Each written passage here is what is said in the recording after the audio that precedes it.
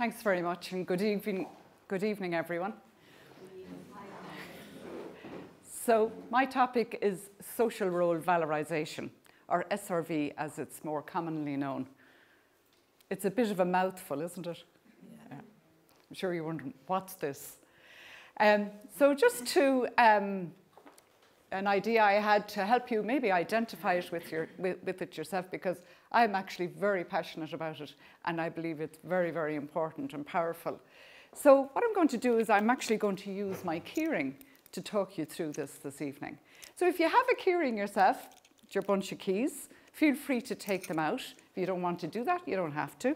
But it might help if you were to just have a look at what's on your own keyring, because all of our keyrings look quite different. Social role valorisation is an idea and a set of tools and ideas that were designed by Dr. Wolf Wolfensberger, clinical psychologist and American.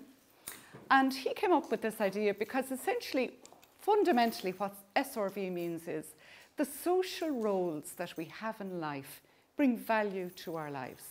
And when our lives are valuable, we have access to the good things of life. So as I said, I'm going to just go through my keyring to see what's on my keys that actually, because it tells a lot about the type of roles I have in my life. So the first key I have here is my keyring, the key of my home, right? So I'm a homeowner.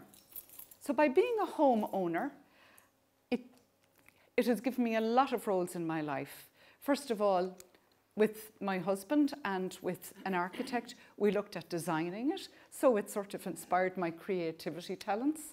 It gave me great security in my life, having a roof over my head and knowing that I would own this. It gave me a place in society, as we're often asked, where do you live? It's given me the power of consumer.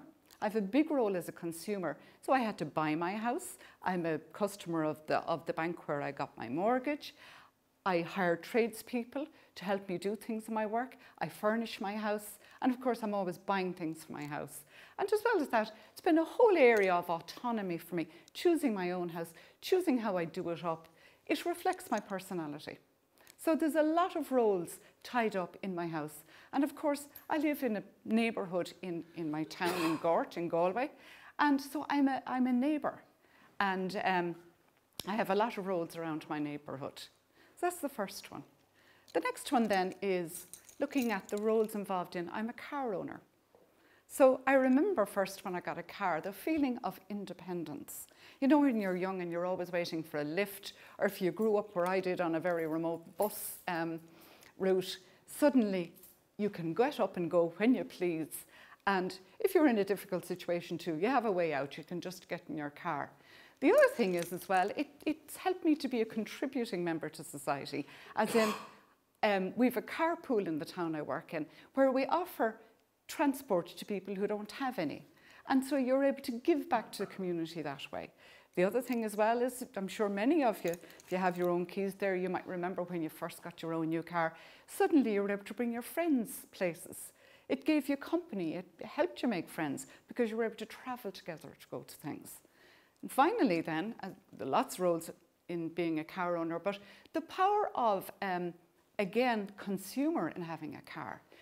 Your own money, go into a garage. I don't know if any of you have gone into a garage lately to buy a new car, but the salespeople are flustering all over you. They're offering you tea and coffee, sparkling water, whatever, very plush sales rooms, because you're very valued when you're a customer. You have money and they want to spend it in your garage. Right? And then of course there's all the spin-offs from that. You have to get your tyres changed, get the car serviced. In fact, we hardly have enough time, a lot of the time, to do all the things we have to do with our car. So the next one then, moving on from that, is I have a membership here of our local leisure club where I live, because I do Pilates. So Pilates, my role there is I'm a friend, I'm a member of the club. We've great fun together. When our hour is up every Thursday, we go for a coffee. The coffee always lasts nearly longer than the Pilates. And we share stories. My role is sort of events organizer. We'll be meeting now soon again after the summer break. We're having lunch our first day back, I organised a trip for a group of us from the Pilates Club to go away together on a holiday in June before we finished up for the year. So we all have roles in, and I'm sure we talked earlier about sport and about cycling and about various sports. We're all members of clubs usually. So imagine the first time you joined something and you got a membership card that had your name on it, right? That sudden feeling of independence, of autonomy, and that you're important. Wow, my name. I have my own club member. And then within the club itself, there are lots of different roles. You may be the chairperson, you may be the secretary, the treasurer, and all those roles that go with that, right? So you begin to see a pattern here. All these various roles go on to bring great benefit to you. And therefore, through those benefits and through being valued in society, it starts to bring in good things of life. So my next card then is SuperValu. I shop at SuperValu most of the time in Cork because I like to shop local, because they sponsor, I promise you, by the way, I'm not getting commission tonight from SuperValu, but they sponsor a lot of things that go on in our community, and as a result, I shop there. They value me. How do I know that? Because, again, I have my own unique number on my card. I get reward vouchers in my door home telling me you're a valued customer. The other thing is that I meet a lot of people I know there. So as well in going there to do the shopping, I meet up with people, sometimes go for a coffee. So again, it's getting me out and about. I'm making friends and I'm part of the community. And my money is appreciated when I shop there. My next one then is work. I've been very fortunate to have a career I've really loved. Through my work, I've been able to contribute. I've been valued in my work. I've been afforded many opportunities for training and development. So it's never been at a standstill. All my life, I've had different things happen. So it's been like an expectancy loop, if you like. I've managed to do something. Maybe I was respected for that. Maybe I was given promotion. And so I've had a very interesting career. The other thing, of course, is because of that, I'm a taxpayer. So I'm making a contribution to the country. And my tax hopefully is being used in a good way to support other people who are maybe not as well off as me. And then finally, of course, I was very lucky to have a good income. So it enabled me to be able to buy nice things in my life, to be able to pay my bills, to be able to give my children the best, and to be able to, enjoy things and have nice holidays. Finally, on my keyring, that's the key of the gallery in the church, in our church in Gorge. I play the organ at Mass on a Sunday. You might think, well, but actually I feel very valued because people come to me with requests. If their mother if it's her anniversary, they might say to me, Mary, will you play something? My mother's name was Anne. I'd love if you played something on Sunday that has the name Anne in it. The priest will often say, give Mary a big round of applause. So I was sitting on a plane one day, going to Australia actually, and there was a stranger sitting beside me, and he started talking to me. It turned out he lives in my town, but he's from the UK and I hadn't known him. And he just said to me, what I didn't realise was that he often went to the same Mass that I played the organ at. And as we got talking after a while, he suddenly said to me, are you the Mary up in the gallery, right? So these roles give us identity and we become known. And therefore, we have status in community. And out of that, the good things flow. As I said, I've had a career, I've worked. But in fact, where I worked with people with intellectual disability. So my role, it's been interesting because the type of lifestyle I've enjoyed and the type of things and experiences that have happened to me have been in stark contrast, unfortunately, to many of the people I've worked with over the years who've had disability. In fact, you could say there's been a difference of like day and night in our lifestyles. So to use the keyring as an analogy, and you probably thought of other things in your own keyrings or as you've been thinking it through, but I'm thinking of one woman in particular. She's around the same age as me. I got to know her first when she was in her 40s. But she actually left home when she was 14 years of age. The doctor told her mother she had a disability and said she had to go to an institution. She only has a mild degree of intellectual disability. And so she left home and went away at 14. So by the time I met her, Not alone did she not have a key to her front door, she didn't have a key ring at all. She didn't even possess one key, okay?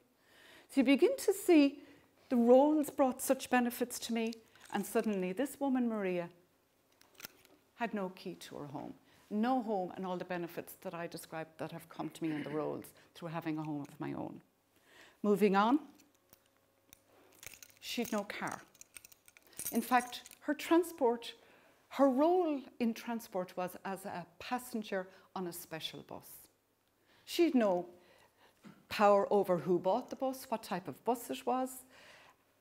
She was brought and ferried everywhere. She'd no say in where the bus went or where she went. She had to fit in with wherever it was going. And the people who accompanied her on her journey, the only reason they were there was because they also had a disability, right?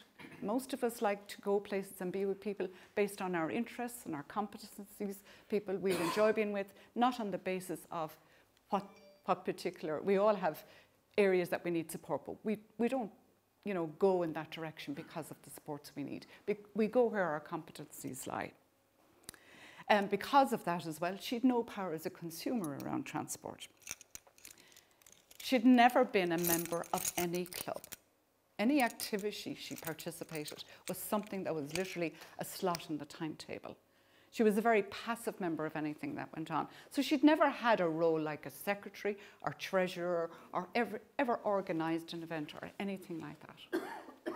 And finally, as a shopper, everything was bought by the service provider.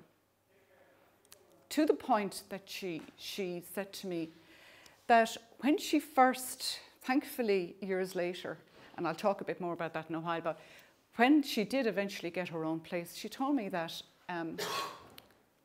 when she began to plan for shopping, she suddenly realised where food came from.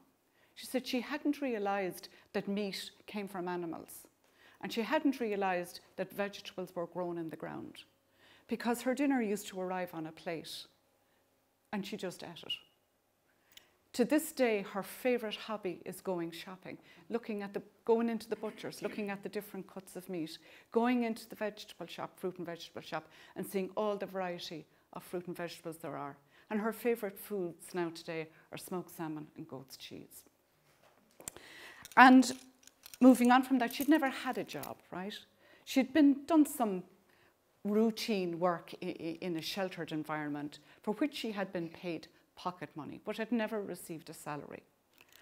And with regard to church, because I mentioned that I played the organ, she told me that she went to Mass because she was told to go to Mass. In fact, for years she told me she'd been called every morning and she had no choice in it. It was part of the rules, it was what you did, and she went along with it. But it wasn't a valued role for her. She was just a passive member. So why social role valorisation? Because, as I've tried to show you, so many things, benefits come to your life when you have roles. But we have tended to, when people are different, and we've talked today about people sometimes who can be sick, people who are gay, people perhaps of a different religion, different colour, people who have a disability. And we've seen a lot in the news in recent times in Ireland. In the past, we've seen people as different when they had a baby outside wedlock, or when they perhaps were poor, they got sent away to a reformatory or whatever. So we've seen all the terrible outcomes for people who are seen as differently and get treated as differently. So when Maria was 14, she was sent away. So she lost her family, and this tonight being about celebrating families, Festival of Families, the damage that did to her. So by the time I met her, when I was introduced to her in her 40s, she was described to me as being the most challenging person in the service, right? But as I got to know her, I realised she was a very, very beautiful woman, a very gentle, kind woman. And what brought about the change in her life was recognising, and this is the big value of social roles, is that recognising the benefit of them and how when we treat people as being different, we strip away their valued roles. So she'd lost her home, she'd never had a job, she lost her family. and all those things. And it was the gradual restoration of these that began to make a difference. She'd lost all her autonomy. I remember asking her one time, I said, Maria, what happened in the institution? What was it like? And she looked at me and she said, I don't know, Mary. You see, I lost my memory when I was there. And when she saw the shock on my face, she said, but the good news is, she said, when I left, I got it back. So the good news about social role valorisation is that it's never too late. If we can start to support people to have valued roles in their lives, we change then the perception of people. We shift the way people think about people. And when you have status and people think well of you, they treat you better, right? If we think about roles ourselves, the second question nearly people will always ask us is, what do you do? First one is, what's your name? The next is, what do you do?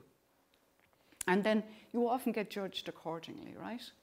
So, being the Festival of Families, when we think about it, how important it is that years ago we encouraged families to hand away and relinquish their responsibility if their child was seen as different. Or indeed, sometimes we didn't even work with families. We just made arbitrary decisions and children were taken away from their families, right? But how we begin to see now, if we nourish families and provide resources to families and support them, when intentional support is needed for a person. Families love you. They hold your life under a microscope. And remember, one of the first things families say to their children when they're young is, what do you want to be when you grow up? And so we start the whole process of dreaming about roles when they're young, future roles when they get older, growing into valued participating citizens. The other thing as well, we talked about health earlier, is the big thing for Maria in her life was loneliness. It was a huge factor. And loneliness actually kills more people than smoking does, believe it or not. So all the research shows us that. And in my career, the greatest disability for people has been loneliness. And it's through our valued roles that we find friends. Just to finish, as John O'Donoghue, the great late writer from County Clare, said, we've fallen out of belonging. He said, when a place to belong is assured, the adventure of growth can begin with great promise. Thank you.